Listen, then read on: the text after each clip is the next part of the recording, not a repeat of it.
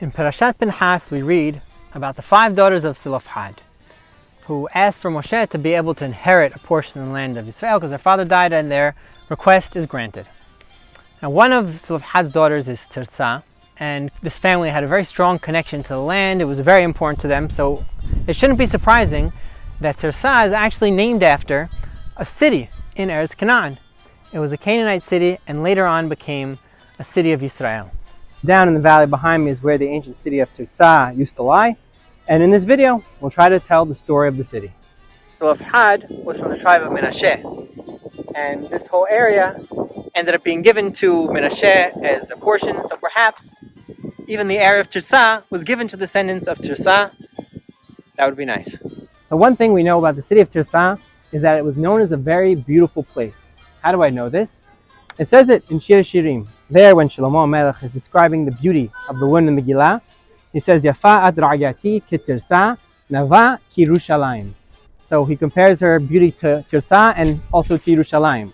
We see Tirzah rivaled the capital Yerushalayim in its beauty, and it's ironic that Shlomo HaMelech wrote that because after he died and his kingdom was split into 2 between his son Rehoboam and Yeroboam, one of his senior advisors, Yeroboam has to pick a new capital, and he ends up picking Tirzah. Why would he do that? So I think the reason is also hidden in this pasuk. At the very beginning, for a brief period, he made his capital in Shechem, which was a sensible choice. It was a strategic location, and it has a lot of important history. But then he started to develop a new policy based on fear. He was afraid that if his people were to go to Yerushalayim and the Beit Mikdash on the holidays, their hearts would turn away from him and go back to Malchut Yehudah. So to that effect, he says, we need to make our own temples, and that's what he does. He builds a temple in Beit El and in Dan.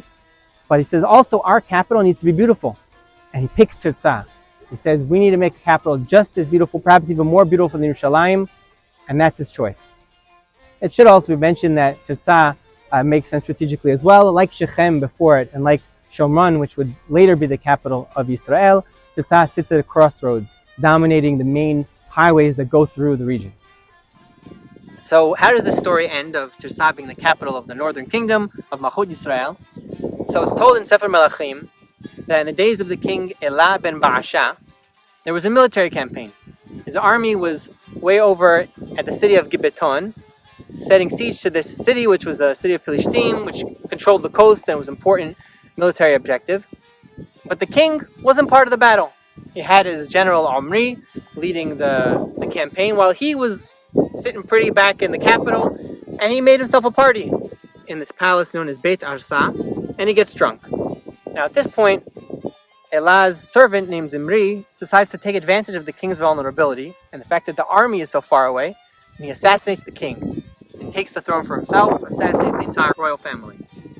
However, Zimri didn't really think through his plan very much because he only held on to the throne for 7 days.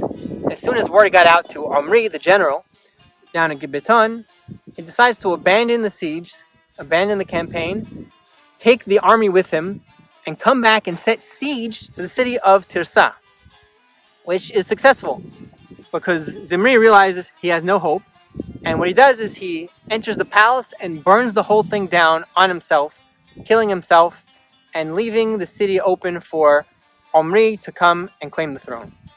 Now it takes Omri about 3 years to consolidate his rule over Malchut Yisrael. There's another contender named Tibni, but after 3 years he becomes the undisputed king, and he's still here in Tirzah, the capital which by this point is probably partially destroyed.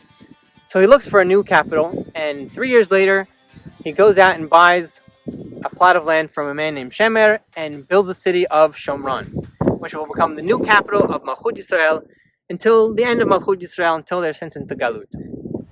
So I think the lesson we can learn from the tragic end of Tirzah's 50 or so year stint as the capital of Malchut Yisrael is that a house built upon fear and jealousy will soon bring about its own destruction with treachery and deceit. Rather, we can learn from the role model of Tirzah, the woman herself, who in her humility is the last of the 5 sisters to be mentioned, both places that they're listed in the Parashah, and of course the ancestor Menashe, who bore no jealousy towards his younger brother Ephraim, despite the fact that Ephraim received the greater blessing from their grandfather Yaakov Abinu. Thanks for watching.